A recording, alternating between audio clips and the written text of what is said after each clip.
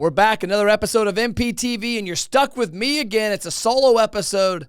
Matt Plapp is leading the way on this episode, and we're going to talk about a very big topic. It is what we hear from restaurants as their problems, their pain points, and also some of their goals. And they all are tied back to one thing. And that one thing they're tied back to, and I'm going to tell you in a second. So the three items I hear when I talk to a restaurant, today I've had 4 conversations. My team has probably had 100. And when we talk to restaurants and we say, man, what do you got going on? What's your pain point? What is the opportunity? What are you looking for in the future? What gets you to your dream outcome as a business owner? Because none of us are working for free or want to work for free at least. Some of us do work for free occasionally. Been there, done that. And I'm sure there's some people watching and listening to this that have been there, done that, or probably currently are working for free. But why? What are the things that get you out of that? Number one is always sales. Sales cures all woes. At least people think it does. There are some instances where if your restaurant is poorly constructed, your menu, your pricing, your operations, sales might amplify your problems. But I'm going to assume these 3 points I'm going to show you, talk to you about, and talk about the outcome of how to get it are a good operator restaurant. Maybe you're a David Scott Peters client. Maybe you're a follower of his. Maybe you read his book and you take his word as gospel, which you should. But I'm going to assume that you got your shit together. So number one is sales. Sales will cure a lot of problems. Number two, you say, I need more profit. The cost of running the restaurant is at an all-time high. Food costs, operation costs, our goods that we get in from the different manufacturers that we use for our plates and our forks and our knives and all that stuff, our hard goods. It's more expensive than ever, so profits are down. And the third part is your people.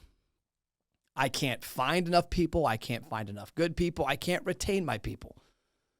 Well, to me, there is a big factor that helps with all 3 of those. And I'm going to give you a couple of examples of why I believe those are affected, each one of those, sales, profit, and people, by this one classification of customer. It's called your frequent customers. You have 3 types of customers in your restaurant. You have new, you have lost, and you have frequent. You have people that have never been to your restaurant before and that come for the first time. You have people that have come to your restaurant in the past but maybe haven't been in a while for whatever reason. And then you have your people that come all the time. Businesses are built off of their loyal customer base. And unfortunately, restaurants, in my opinion, and what the stats show on our end, so I guess it's not really my opinion, it's the stats of 1,000+ surveys, restaurants do a bad job of cultivating frequent customers. And what I mean by that is you're not doing what it takes to build a large enough base of frequent customers. And here's why frequent customers can fix those 3 problems: sales, profits, and people. So number one, sales. Matt, how can me having 5,000 frequent customers versus 2,000 frequent customers fix my sales? Well, I don't think I have to answer that completely. I think you know. But number one, frequent customers are more likely to bring new customers with them. And the level of trust that new customer has in your brand because of that frequent customer is through the roof. It's called the transfer of trust. I was talking about this in our team meeting the other day. And I said, who in this room, there was about 20 people in the room, about 10 to 15 on Zoom. Who in this meeting on Zoom and in the room had been to Barleycorns for the first time with Matt Plapp? There were 5 people that raised their hand. First time they had ever been to Barleycorns. They went to Barleycorns because Matt Plapp is a hardcore frequent customer, a loyal supporter of Barleycorns. And they went there and loved it. And now they go there all the time, except for one of the gentlemen because he's from Canada. But the other 4 frequent there now. And then they take their spouse, their significant other, their friends with them. So your frequent customers are the megaphone that's going to bring people there, whether it's a business lunch, a family get-together. I can't tell you how many people I have taken after Ryle sporting events to the Barleycorns in Florence that did not go to Barleycorns at all or very often. And now that's the opportunity for that brand to reignite them and get them as a frequent customer. So that's number one. sales. That's just one of many opportunities how a frequent customer increases sales. Let's talk about profit. And both of these will also lead to more sales, but profit more than anything. A frequent customer, you have already spent the money to acquire them. They are less expensive. We see, on average, let's just take a casual dining restaurant. It costs about $7 to $8 to acquire a new customer for your restaurant. Now, when I say acquire, I'm not meaning getting somebody to walk through. We judge acquiring somebody by getting their attention, their engagement, and their data, their name, their visit frequency, their email, phone number, birthday. That to me is an acquisition. And it costs, for casual dining, $6 to $8 on average to get that information and drive that first visit for, let's say, $40. So once you have created a frequent customer in Matt Plapp, your acquisition cost is gone. And so you have a lot more profit. So every time I come, there's more profit.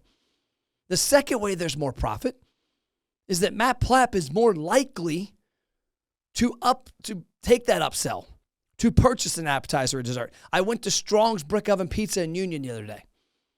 When we went there the first couple times, we got a pizza. Now that we've been there 100 times, this past week, we got 2 pizzas, cheese sticks, and wings. The cheese sticks and wings were like $16 between the two. That is $16 in sales. If I take the cost of that food off, let's call it 30%, $5, $11, that's $11 in incremental profit that 100% goes to the bottom line because your wait staff's already there, your water bill, your electric, your internet, all your other costs, your rent, your electric. I think I mentioned electric. You got all these costs that already exist. The fact that Matt Plapp comes back over and over and over costs you less because my acquisition cost keeps getting diminished. And there really is no acquisition cost in the future. You eat it in the front, whatever got me there. But then now that I order more stuff, my profit goes way up. The third part of this, and this one relates to profit and sales at a big level, are large orders. I recently ordered 21 pizzas, was 6 dessert pizzas, and what was the third part? This appetizer, they have 6 of these things called pep sticks, and 21 drinks. Why 21 on a couple of those? Because I took 20 people with me. I took 20 people, 21 total, to a restaurant that I love, that I wanted them to enjoy. Of those 20, I think 11 had never been there before. So like I talked about number one in sales, I drove sales with new people, but more than anything, there's a lot of profit now because you've already acquired Matt, and I just brought with me $300 in sales. Catering orders come from people who already know, like, and trust your brand. Frequent customers are way more likely to order catering, to have an event at your restaurant. They're also the ones that will buy gift cards en masse. I was just talking to a restaurant who I talked to a week ago. He's having some problems. Matt, what can we do here? Give me some low-hanging fruit that I'm not seeing. I said, Andrew, do you have a list of people that are in the business community that support your restaurant? Whether they've done catering, they've had events at your restaurant, they've made purchases before, or you just flat out know that that guy owns that business with 200 employees. He's like, yeah, we do. So I talked to him today. He goes, hey, you won't believe this. He goes, I guess you probably will because you're the one that told us about it last week. My aunt, who works in the business, called up, started calling people from this business list you recommended we put together. Called a realtor.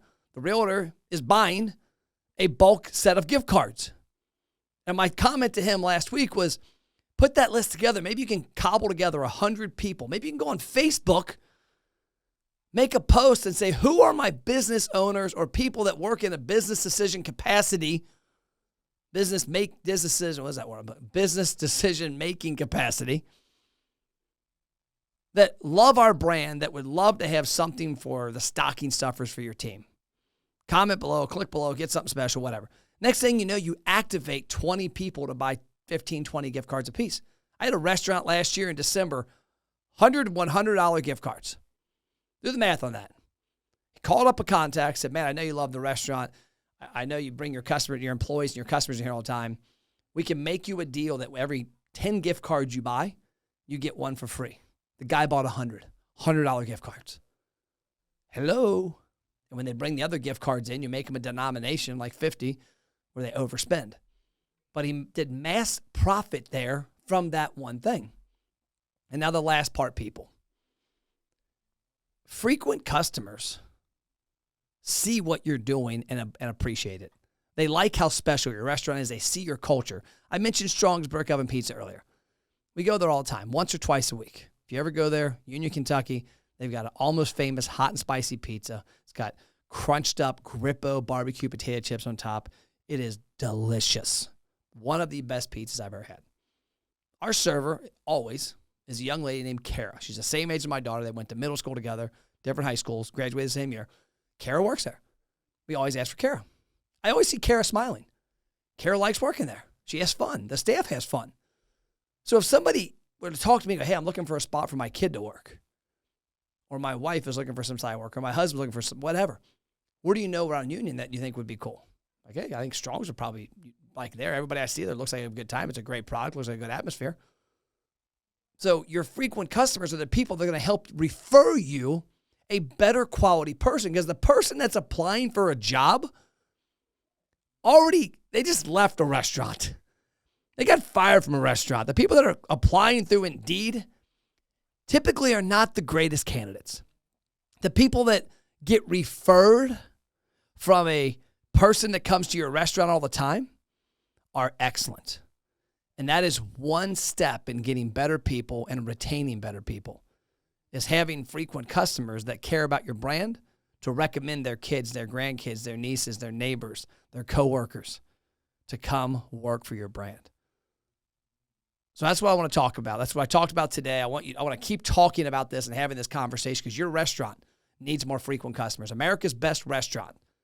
Our tagline is helping independent restaurant owners find more frequent customers. And I always say in our other podcast that is on Spotify, Restaurant Marketing Secrets, I always say, because infrequent customers don't pay the bills.